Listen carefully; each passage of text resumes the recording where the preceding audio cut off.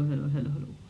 So basically आज हम एक वॉक थ्रू सॉल्व करने वाले हैं ट्राई हैकमी का, जिसमें आपको आइडिया लगेगा कि डिजिटल फॉरेंसिक्स में बेसिक्स में क्या क्या चीज़ें आती हैं और क्या क्या प्रोसेस होते हैं एंड ऑल। तो चलिए उसको सॉल्व करते हैं अपन। हम पहले आ चुके हैं अपने काली नेक्स के मशीन पे, और सबसे पहले हम चलते हैं अपने ब्राउज़र पे। ब्राउज़र पे आने के बाद आपको यहाँ लिखना है THM, और THM लिखने के बाद आपके पास सबसे पहले ये लिंक आएगा जो ट्राईएकमी का है, tryacme.com। इस पर आप जाओगे और यहाँ जा कर के आप लॉगिन कर लोगे। मेरा पहले से अकाउंट है इसमें लॉगिन, तो सबसे पहले मैं सर्च कर लेता हूँ इंट्रो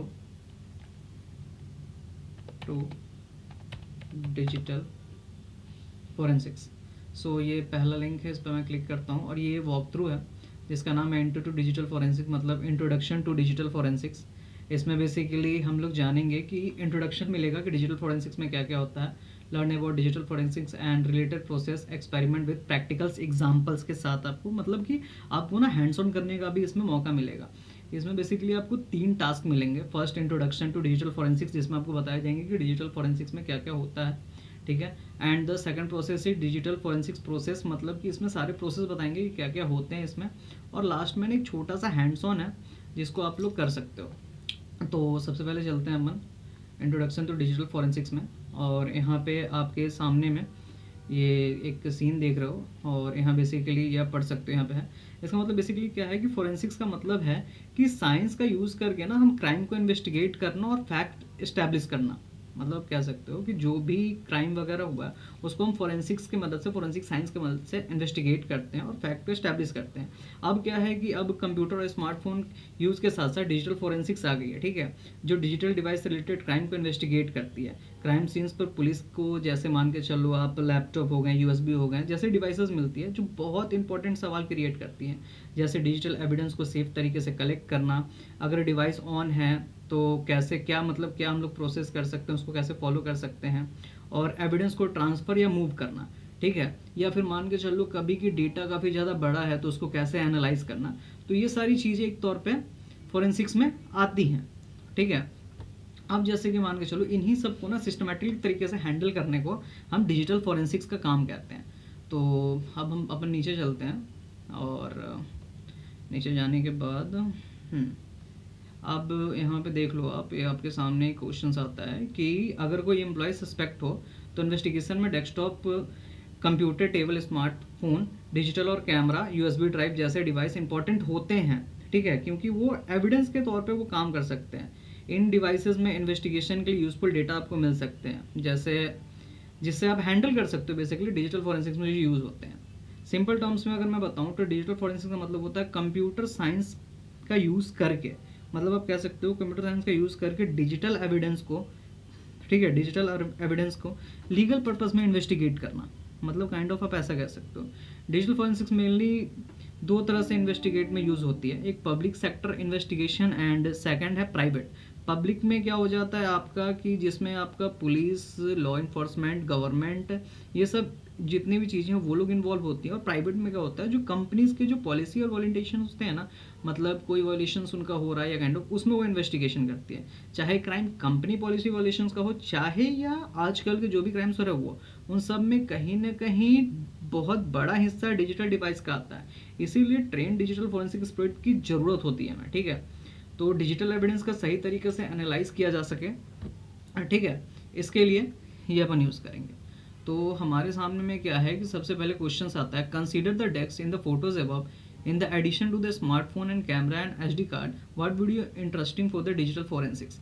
अब देखो अब आपके सामने में क्या है कि एक टेबल पे आप देख सकते हो कि ये सारी चीज़ें, इसके अलावा और कौन सा चीज़ है जो डिजिटल फोरेंसिक्स के लिए काफ़ी इंटरेस्टिंग है।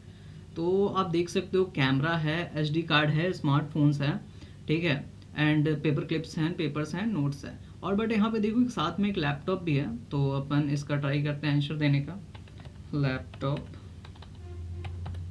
और यहाँ चेक करते हैं हमारा आंसर सही है कि नहीं। बेसिकली हमारा आंसर सही है। अब हम नेक्स्ट टास्क की ओर चलते हैं। नेक्स्ट टास्क की ओर अगर हम चलते हैं,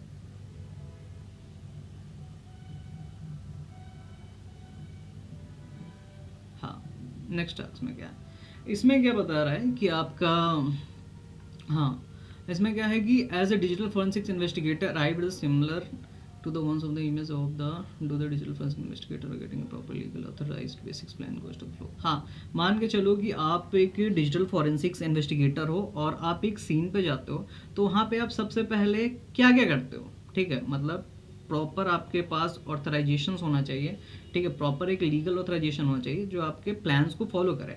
जैसे कि मान के चलो उसमें क्या क्या आपका जाता है, acquire digital evidence, establish chain of custody, ठीक है, प्लेस एविडेंस सिक्योर कंटेनर और ट्रांसपोर्ट द एविडेंस। आप अगर मान के चलो एक्वायर द डिजिटल, मान के चलो यहाँ लिखा है एक्वायर द एविडेंस, ठीक है, इसमें क्या आ जाता है कि सबसे पहले हमें कलेक्ट करना है जितने भी डिजिटल डिवाइसेस हैं, ठीक है, मान के चलो वो लैपटॉप हो गए, स्टोरेज डिवाइसेस हो गए, डिजिटल कैमराज हो गए। Note that laptop and computer are require specially handling if they are turned on, however this is outside scope of the room. मतलब मान के चलो हमेशा याद रखना कि अगर वो ऑन है तो क्या होता है कि हम उसी वक्त कुछ प्रोसेस करते हैं, और अगर बंद है तो उसे लेकर के हम जाते हैं, ठीक है। दूसरी चीज़ है स्टेबल चेन ऑफ कस्टडी। इसमें क्या होता है कि एक प्रॉपर ना एक फॉर्म होता है, ठीक है। अब मैं आपको लेकर के चलता हूँ, यहाँ पे एक सैम्पल फॉर्म दे रखा है, इस पर अपन चलते हैं यहाँ पे, और इसे मैं ओपन करता हूँ यहाँ से, नॉट सपोर्टेड,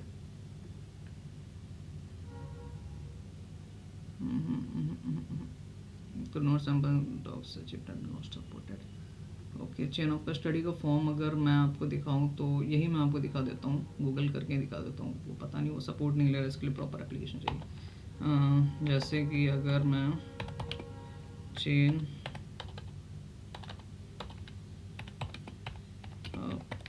कस्टडी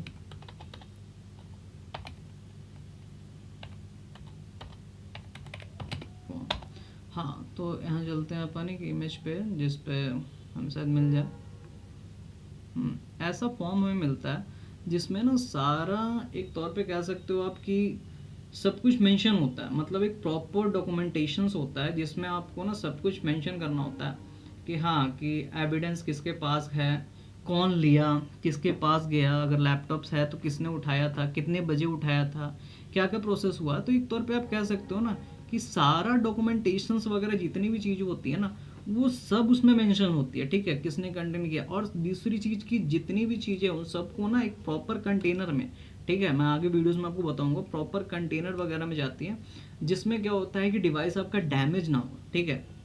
इसके बाद क्या, retrieve the digital evidence from the secure container, इसके बाद डिजिटल एविडेंस को निकालना कंटेनर से, ठीक है। इसके बाद फोरेंसिक्स की एक कॉपी बनाना, ठीक है, इस ताकि ऐसा करना ताकि आपका जो मेन डेटा है, मतलब जो मेन डेटा है उसके साथ कोई भी ना इंटीग्रिटी छेड़खानी ना हो, इन द सेंस मान के चलो उसकी इंटीग्रिटी मेंटेन हो, कोई भी उसके साथ कह सकते हो मॉडिफिकेशंस ना हो, ऐसी चीज़ें। इसके बाद क्या है कि return the digital evidence secure container will be working on copy. हाँ, और जितना डिजिटल एविडेंस अगर हम कॉपी बना लिए हैं तो जो मेन आपका जो एविडेंस वाला डिवाइस है या कुछ भी उसको फिर आप हटा कर रख देते हो, क्योंकि मेन पे हम लोग नहीं करते, हमेशा हम लोग एक कॉपी पे करते हैं, ठीक है, काम। इसके बाद क्या है कि हम सारा काम करते हैं। इसके बाद देखो, इसके बाद क्या है the step of the adapt the guide of, हाँ, इसका अगर आपको फॉलो करना है तो आप ये पढ़ सकते हो, इसकी गाइड है प्रॉपर 6th एडिशन के बारे में, आप पढ़ सकते हो। आप proper search authority investigation can not compense without the proper legal authority, और इसके बाद chain of custody necessary keep trying who holding the evidence any time. इसी की मैं बात करता चेन ऑफ कस्टडी के बारे में, जिसमें ये नेसेसरी है कि आपको हर एक चीज़ को ट्रैक करना है कि कौन उसे होल्ड किया है, एविडेंस को किस समय होल्ड किया है, ये सारी चीज़ें, ठीक है। तो ये सारी चीज़ें आप पढ़ लेना। और नीचे आप आते हैं question, it is essential to keep track who is handling it at any point in the time to ensure that evidence is admissible in the court of law. What is the name of documentation would help? तो ये उसी के बारे में कह रहा है कि आप उस चीज़ के बारे में बताओ जो चीज़ें जिसमें हम सारे चीज़ों को नोट करते हैं, या फिर आप कह सकते हो सबका डॉक्यूमेंट बनाते हैं, उस प्रोसेस को हम क्या कहते हैं। तो उसे हम बेसिकली कहते हैं चेन ऑफ कस्टडी। तो चेन ऑफ कस्टडी, और हम चेक करते हैं, बिल्कुल सही, और हमारा ये सही है, ठीक है। एंड अब अपन आते हैं थर्ड नंबर पे। थर्ड नंबर पे आने के बाद क्या है कि छोटा सा एक यहाँ पे प्रैक्टिकल है, मतलब हैंड्स ऑन है, जिसमें हमारा बताया गया है कि एवरीथिंग वी डू और our digital device from smartphone and computer live traces how, हाँ, मतलब इनका कहने का तो बेसिकली है कि जो भी हम डिजिटल डिवाइस में चीज़ें करते हैं वो कहीं ना कोई ट्रेस को छोड़ती है, ठीक है, कुछ ना कुछ क्लूज को छोड़ती है, ठीक है। तो सबसे पहले हमारे पास एक यहाँ पे टास्क है, इसको सबसे पहले डाउनलोड कर लेते हैं। हाँ डाउनलोड हो गया। इसमें क्या है बताया गया है कि हमारी जो बिल्ली है गैडो वो किडनैप हो चुकी है और किडनैपर ने जो है एक डॉक्यूमेंट को भेजा है, ठीक है, और with the request MS word document format, ठीक है, जो हम लोग पहले उससे convert to the document PDF form extracted image the MS word file to your convenience. हाँ मतलब उसने बेसिकली क्या है कि हमें ना एक रैंसम लेटर भेजा है जिसके थ्रू हम इस केस को सॉल्व करेंगे, जानेंगे क्या है क्या नहीं, ठीक है। यू कैन डाउनलोड, अपन इसको डाउनलोड कर चुके हैं और डाउनलोड करने के बाद अब नीचे आते हैं जिसमें हम देखेंगे कि मेटा डेटा से कोई इन्फॉर्मेशन या काइंड ऑफ सारी चीज़ों से इन्फॉर्मेशन क्या क्या निकल सकती है। सबसे पहले क्या है कि यहाँ पे क्वेश्चन आता है कि using PDF info find the author of the attached PDF file ransom letter dot PDF। तो सबसे पहले हमें क्या है कि ऑथर के बारे में पता करना है जो इसने लेटर को भेज रखा है। तो सबसे पहले अपन चलते हैं यहाँ पे, हाँ यहाँ आने के बाद हम इसे सबसे पहले एक्सट्रैक्ट कर लेंगे, ये हमारा है, हाँ एक्सट्रैक्ट टू करते हैं और यहीं पे आकर के इसे एक्सट्रैक्ट कर लेते हैं अपन डाउनलोड्स में। ओके फाइन, हाँ तो एक्सट्रैक्ट करने के बाद क्या है कि हाँ ओके सॉरी ये बाहर में ही एक्सट्रैक्ट हो गई। हमारे पास 3 चीज़ें आई हैं बेसिकली। इसे मैं एक फोल्डर बना लेता हूँ, सॉरी गाइस ये मैंने बाहर ही एक्सट्रैक्ट कर लिया है। हाँ सो हाँ तो इसमें हमारे पास आई है एक इमेज, एक रैंसम लेटर भी आई है, सो ओपन नहीं हो रहा है। यहाँ पे देख सकते हो आप एक इमेज है जिसमें हमारी कैट की इमेज शो हो रही है। ये हमारी कैट है जो किडनैप हुई है, ओके। एंड उसके बाद क्या है कि साथ में एक लेटर भी आया हमें जिसमें क्या लिखा है एक बार दोबारा पढ़ लेते हैं। To whom it's may concern we have adopted Kato, if you want to see Kato again you need to send this, okay। So basically इनका कहना है कि अगर आपको आपकी बिल्ली वापस चाहिए तो या तो आप बिटकॉइन में पेमेंट करो, ठीक है, और तभी हम आपको आपकी बिल्ली भेज पाएंगे, और वरना नहीं तो फिर नहीं भेज पाएंगे और आपको दूर लेके चले जाएंगे।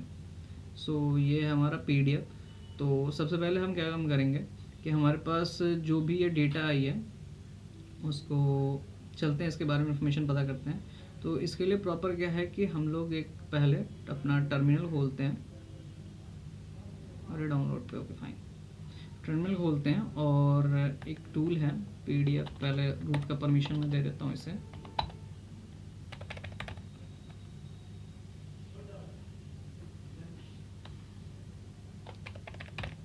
ओके हाँ।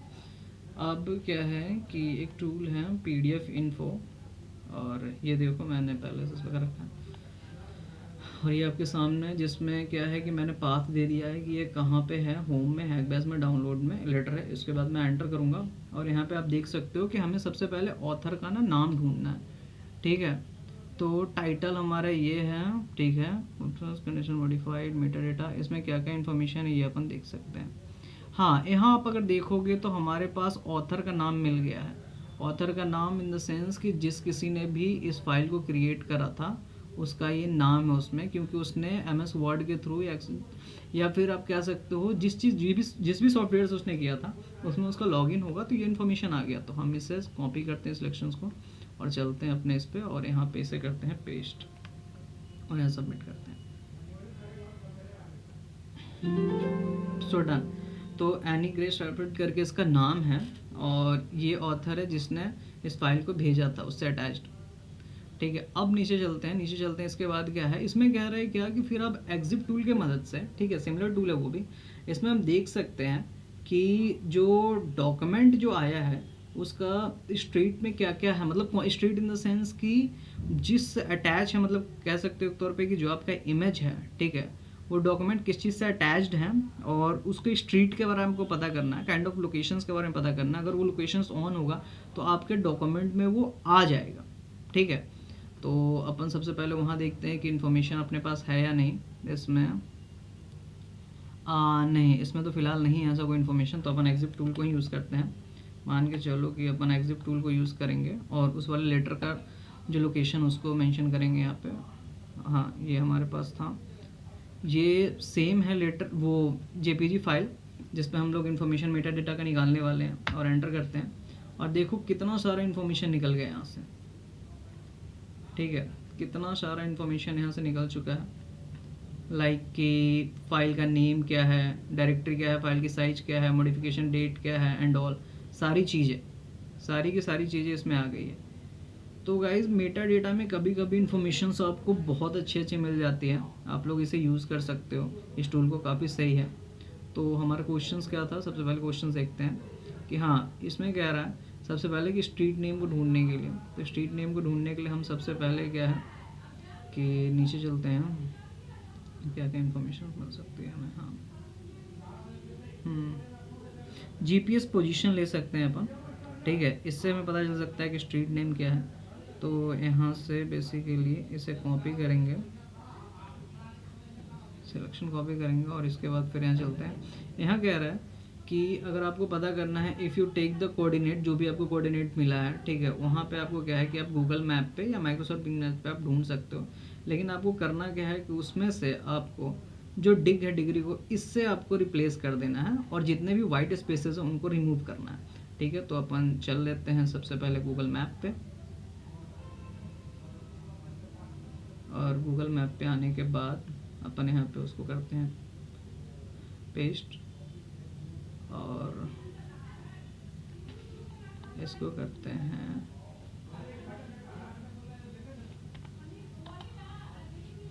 एक मिनट, कहाँ था ये, इसको करते हैं कॉपी,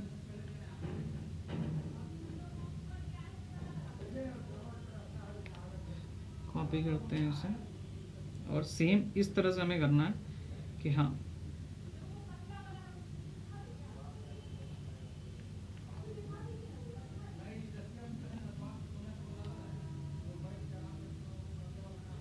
जितने वाइट स्पेसेस हैं उनको भी रिमूव करेंगे, पहले जितने डिग्रीज वाला है उसको ऐसे कर लेते हैं अपन।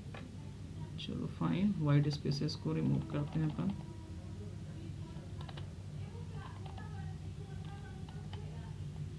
यहाँ चलते हैं अपन, जितने वाइट स्पेसेस हैं इनको अपन रिमूव कर रहे हैं।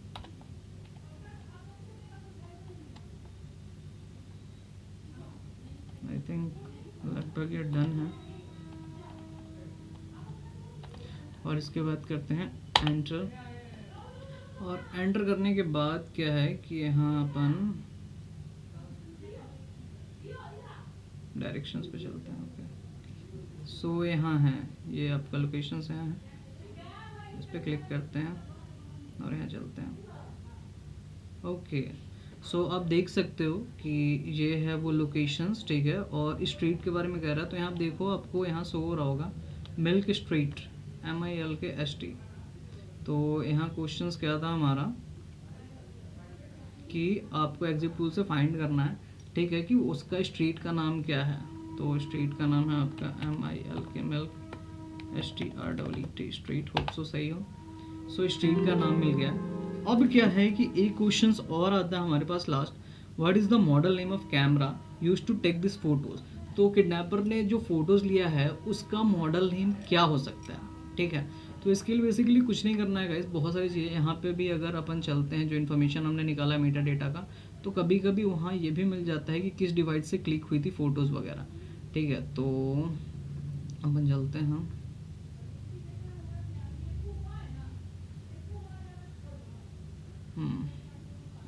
इसमें चलते हैं। इसमें अगर कोई कैमरा के बारे में इंफॉर्मेशन मिल जाए जिससे हमें आइडिया लग जाए कि हाँ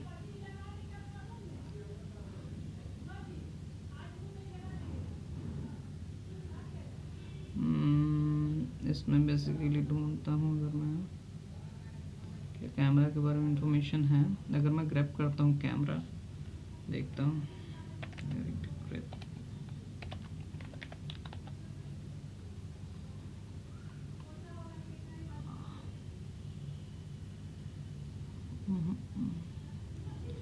वैसे इसके लिए भी एक साइट है, मैं आपको बता देता हूँ गाइस, इसमें भी आपको इन्फॉर्मेशन मिल जाती है, बट हमारा टाइम ज़्यादा ना जाए इसके लिए मैं बता रहा हूँ।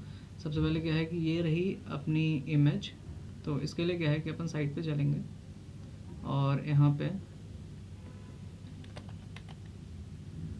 एक्सिफ इमेज सर्च करेंगे, एक्सिफ इमेज, एग्जिट डेटा, ओके हाँ फाइन। यहाँ चलेंगे और यहाँ जाने के बाद क्या है कि इस पर क्लिक करेंगे। क्लिक करने के बाद क्या है कि यहाँ पे अपलोड करते हैं अपना उस इमेज को, जिस इमेज को आया हमारे पास, ये बेसिकली वही इमेज है, और इस पर क्लिक करते हैं। और क्लिक करने के बाद आप देखो काफ़ी सारे इन्फॉर्मेशंस आपको यहीं पे मिल गया, मतलब कि जीपीएस लोकेशन उसकी, एग्जिट, और यहाँ आप देख सकते हो कैमरा इन्फॉर्मेशन में मिल गया गाइस। तो हम इसे कॉपी करेंगे यहाँ पे, और कॉपी करने के बाद, और ये साइट काफ़ी सही है exitdata.com, यहाँ कर सकते हो। और यहाँ जाने के बाद क्या है कि what is the model camera is, okay ठीक है, हमें मॉडल नेम इसके बारे में पता करना। तो ये कैमरा है और ये रहा मॉडल नेम, हाँ तो ये है कैनन E0S, ओके फाइन। और ये हमारा कैमरा मॉडल नेम, और ये करते हैं और इसे चेक करते हैं।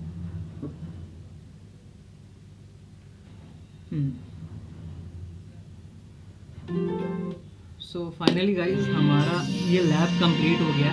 आप भी जा सकते हो, ट्राई कर सकते हो इसको सॉल्व करने का, बहुत इजी है और बहुत बिगिनर है और यूज़र फ्रेंडली इंटरफेस भी है इसका।